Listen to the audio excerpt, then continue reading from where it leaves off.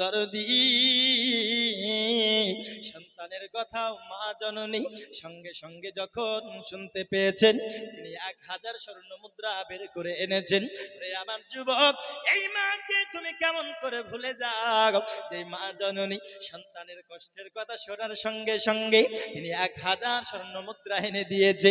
ওরে যুবক,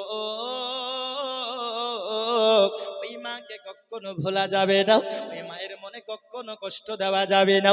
আমি আল্লাহর কোরআন হইতে আরেকটি জুজ আমি তেলাওয়াত করেছি, ওয়া বিল ওয়ালিদাইনি ইহসানা। আমার আল্লাহ বলেন, তোমরা তোমার পিতা মাতার সঙ্গে সৎ ব্যবহার করো, কারণ দুনিয়া আজকে জালসা শুনতেছো, আজকে মিলাদ তোমরা শুনতেছো, আজকে ওয়াজ তোমরা শুনছো, আজকে নামাজ পড়ছো, রোজা করছো। ওরে আমার দুনিয়ার মানুষ, পৃথিবীর বুকে যেই নেকির কাজগুলো আমরা করি, নেকির কাজ করার একটি মাত্র আমাদের উদ্দেশ্য আছে, ওই নেকির কাজ করে আমরা হাসরের ময়দানে জান্নাতে যাব। এটাই তো নিয়াত নাকি, যে পৃথিবীর বুকে এত নেকি এত সওয়াব নিয়ে কি করব?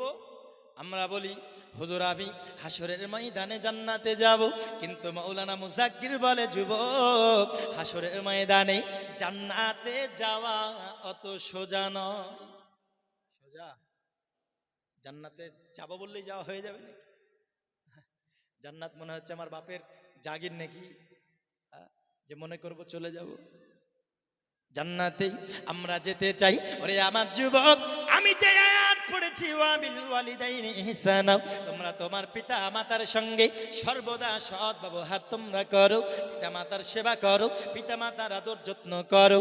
কারণ হলো তুমি যেই জান্নাতের জন্য এত কিছু করতেছো, পাগল হয়ে যাচ্ছ, মহান আল্লাহ পাক ওই জান্নাতকে মায়ের পায়ের তলে রেখে দিয়েছে। আরো জোরে হবে না সুবহানাল্লাহ? তো জান্নাত রাখি রেখেছেন আল্লাহ কোথায়? মায়ের পায়ের তলে।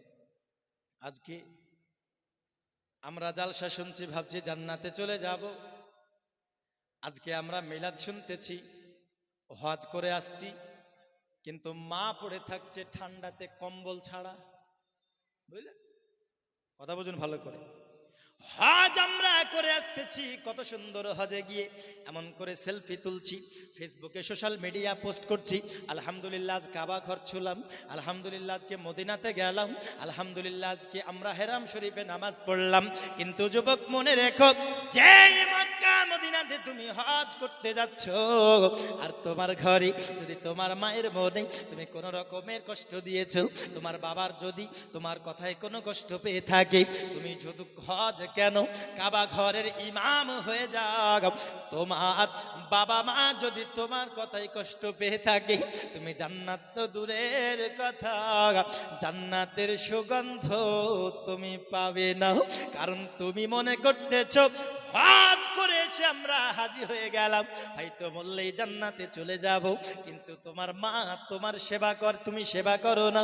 এ আমার যুবক মনে রাখবে বাবা, তুমি যদি মা বাবার সেবা না করে কাবা ঘরের ইমাম হয়ে যাও, তুমি জান্নাতে যেতে পারবে না।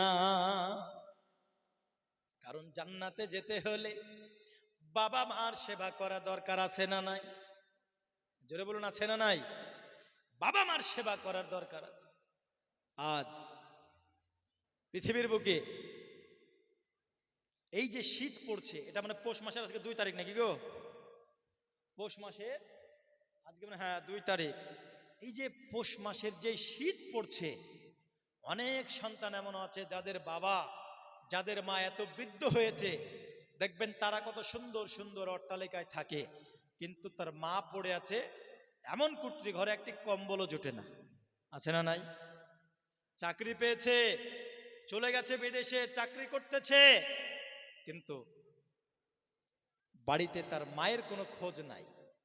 ওই সন্তান মরে জান্নাতে যাবে? এ বলুন, যাবে? যাবে না। কেন? কারণ যেই জান্নাতের আশাতে সব করছে, ওই জান্নাত তো আল্লাহ মায়ের পায়ের তলে রেখেছেন। জোরে বলুন সুবহানাল্লাহ। কোথায় রেখেছেন? মায়ের পায়ের তলে রেখেছেন। মা বোনেরা কি আবার আকাশে উঠছে নাকি ওদের পায়ের তলে জান্নাত বলেছি তো? হ্যাঁ? মা বোন আপনারা তো আকাশে উড়িয়েন না। হ্যাঁ, কিছু কিছু জায়গায় তেমন হয় বুঝলেন, যে কি মায়ের পায়ের তলে সন্তানের জান্নাত। তো কিছু মা বোনেরা আমার আবার আকাশে উঠতে লাগে, আরে সর্বনাশ, আমাদের তো বিশাল ব্যাপার, আমাদের এত দাম, এত মর্যাদা আল্লাহ দিয়েছে, আমাদের পায়ের তলে জান্নাত। কথা বুঝলেন, আমাদের পায়ের তলে জান্নাত, ও আর কাউকে মানবে না। আমার পায়ের তলে জান্নাত মানে আমার বিশাল ব্যাপার, কাউকে মানবে না, বুঝলেন। কিন্তু মা বোন, আপনার জন্য একটি কথা, অত আকাশে উড়ে লাভ নেই। কেন? কারণ আপনার পায়ের তলে জান্নাত কিন্তু আপনার জন্য নয়, ওর জন্য কি? সন্তানের জন্য। তাহলে তার জান্নাত কোথায়? তো তার জান্নাত হলো স্বামীর পায়ের তলে। জোরে বলুন সুবহানাল্লাহ। সন্তানদেরকে যেমন জান্নাতের জন্য বাবা মার সেবা করতে হবে, বিবাহের পরে মহিলাদেরকে স্বামীর সেবা করতে হবে, নচেৎ জান্নাতে যেতে পারবে। আপনারা যদি স্বামীর এত যদি সেবা যত্ন করেন, আর স্বামী যদি আপনার জন্য খুশি হয়ে যায়, আর আপনি মারা যাওয়ার পরে স্বামী যদি একটু আপনার কবরের পাশে গিয়ে দোয়া করে দেয়, আল্লাহ পাক আল্লাহ তাআলা আপনার কবরের আযাব মাফ করে দেবেন। জোরে বলুন সুবহানাল্লাহ। মাফ করে দেবেন। কিন্তু আজকালকার মা খালারা আমার স্বামীর সেবা করা জানে না। এরা শুধু মনে করছে যে না, আমাদেরই মনে হয় দাম আছে, বেটা ছেলেদের কোনো দাম নাই, বুঝলেন। বেটা ছেলেদের কোনো দাম নাই কেন? আমাদেরই পায়ের তলে জান্নাত। হ্যাঁ, তো বেটা ছেলেরও দাম আছে কি?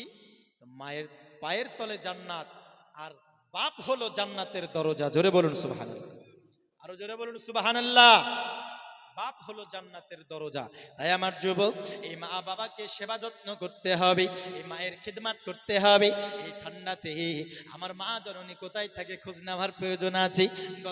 গত সিজনে যেই পোশাক ঠান্ডার পড়েছিল, এই সপ্তাহে এই সিজনে এই ঠান্ডাতে আমার মার সোয়েটার আছে কিনা, আমার মার কম্বল আছে কিনা খোঁজ নিতে হবে। ওই মায়ের সেবা যত্ন আপনারা করুন, খিদমত করুন, যেই মায়ের পায়ের তলে আল্লাহ জান্নাত রেখেছেন আর বাবাকে জান্নাতের দরজা বানিয়েছেন।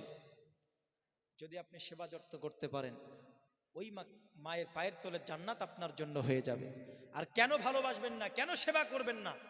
এই মা সারা জিন্দেগির বিপদকে সন্তানের জন্য নিজের করে নিতেও প্রস্তুত হয়ে যায়, হয় না? কথা বলুন, হয় না? সারা পৃথিবীর বিপদকে নিজের করে নেবে, কিন্তু সন্তানের প্রতি কোনো আঁচ আসতে দেবে না।